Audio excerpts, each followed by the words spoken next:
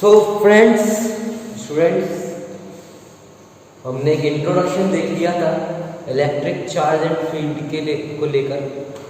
इसको हम आगे बढ़ाते हैं। इलेक्ट्रिक चार्जेस एंड फील्ड्स से रिलेटेड हमने डिस्कशन कर लिया था, उसको हम आगे बढ़ा रहे हैं। मैंने बताया था आपको कि दो लाइक चार्जेस होंगे, two like charges they repel to each other and two unlike charges attract to each other by force.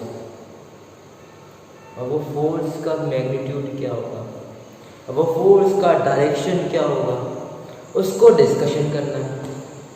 Direction and the magnitude of the force we want to find it.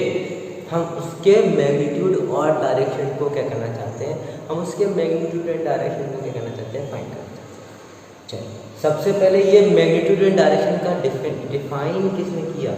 तो एक scientist थे जिनका नाम था Charles Augustine D coulomb.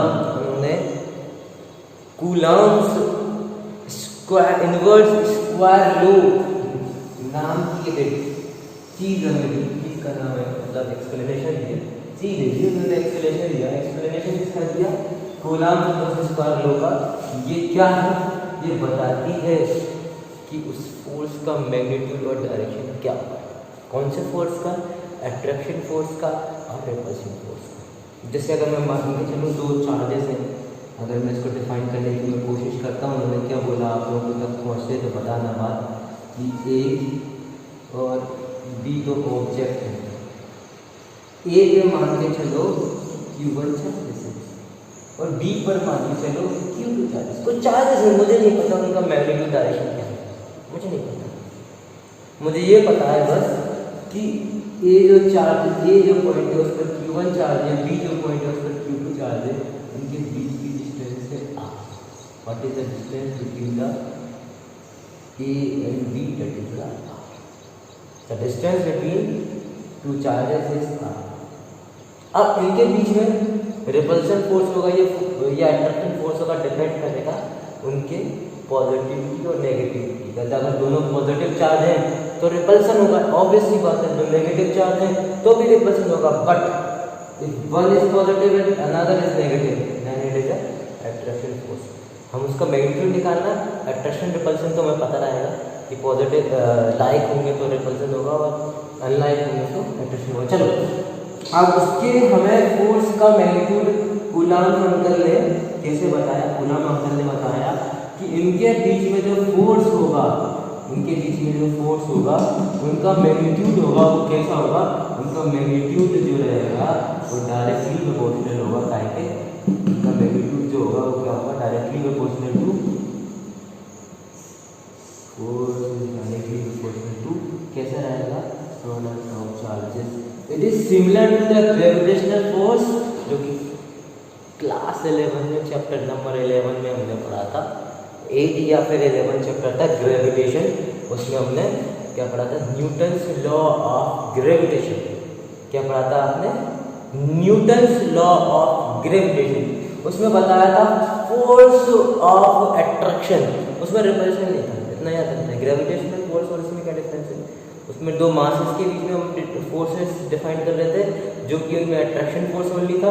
But यहाँ पर हम देख रहे हैं फोर्स ऑफ अट्रैक्शन और रिपल्शन में भी is directly proportional to this. Is a simple directly proportional to the product of charges. Directly proportional to the product of charges and inversely proportional to the square of distance between them. दोनों के बीच के distance के square के inversely proportional होगा। एक बार बता देता हूँ, फोर्स ऑफ अट्रैक्शन और repulsion is directly proportional to the product of charges and inversely proportional to the square of distance between them। अगर मैं दोनों को कंबाइन कर दूं,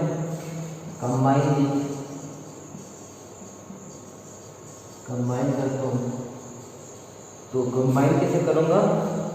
F is proportional to the Q1 Q2 upon R square। Q1 Q2 upon R square। अब आपके पास directly proportional हटाएंगे तो क्या आएगा? इक्वल आएगा, साथ में कांस्टेंट भी आएगा, साथ में कांस्टेंट आएगा K is the constant of proportionality, K is the constant of proportionality. This is the formula. Force between two masses, दो मासेस के बीच में फोर्स कितना होगा, F equals to k Q1 Q2 upon r square. दो masses के बीच में फोर्स कितना होगा, के Q1 Q2 upon r square. यहाँ समझ में आ गया। डेफिनेशन क्या होगी, डेफिनेशन या स्टेटमेंट क्या होगा, द फोर्स ऑफ अट्रैक्शन और repulsion between 2 point charges is directly proportional to product of their charges and inversely proportional to square of distance between them. It is similar to the gravitational force between two masses which is studied in class 11th. इसकी study हम class 11th में कर चुके हैं। चलो आगे बढ़ते हैं। तो इसके बारे में हमने पढ़ लिया कि ये Coulomb's law, Coulomb's inverse law, square law. इसको इनवर्स स्क्वायर लॉ क्यों बोलते हैं, क्योंकि इसके इनवर्स यानी कि अपॉन में स्क्वायर लगा हुआ है, इसलिए क्या बोलते हैं इसे इनवर्स स्क्वायर लॉ। इसके इनवर्स मतलब अपॉन में क्या लगा हुआ है, ये आर स्क्वायर लगा हुआ है, इसलिए इसे कौन सी लॉ बोलते हैं, इसे बोलते हैं क्या, inverse square law. F is equal to k Q1 Q2 upon r square. यहाँ पर के जो है कांस्टेंट ऑफ प्रोपोर्शनलिटी है।